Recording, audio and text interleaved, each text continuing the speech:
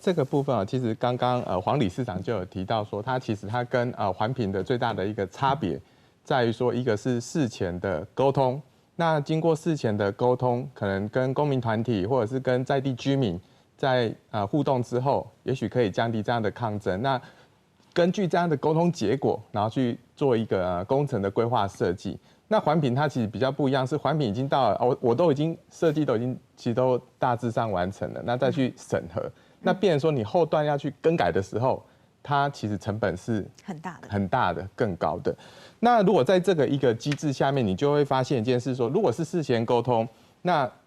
所谓的资讯公开以及所谓的公民参与，它就是这一个生态检核机制或者是所谓的注意事项它的一个重要的关键。因为你资讯不公开或者没有公民来参与，那等于有做跟没有做一样哈。这是两个我觉得一个最大的一个法律上的一个立法精神。那再来第二件事情要提到，就是说这两个部分其实在法的体制上面，它有不一样的法规范效力。比如说像注意事项，就是生态检核注意事项，它其实是一个行政规则，但是环评机制它是在环评法下面，它是有法律上的一个效果，而且是这个效果甚至是有一个准驳的效果，就是刚刚黄理事长提到，所以其实它两个的因为法律效果的不同，也对于这个也许是厂商也好，或者是说这个开发单位也好，他们的一个积极度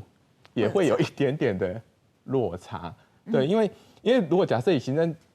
规则来看的话，其实它如果没有一定的一个明确的一个法律效果或处罚机制的话，其实它变成有一点是自主性的。比如说我发现的时候，我必须要去做提报啊，然后那如果假设没有有看到，当作没看到呢？好，那这种东西其实就有一点就是看施工单位或者是说监造他们的一个诚不诚实。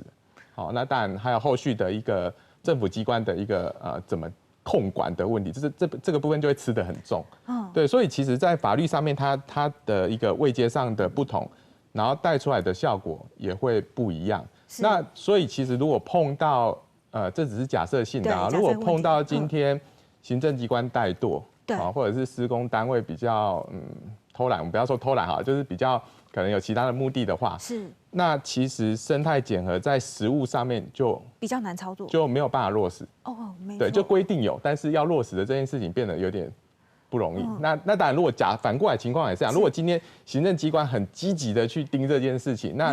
施工单位也很有 sense 的话，那当然配套这个措施就是很好的一个措施，因为它就是一个事前沟通的一个很好的机制。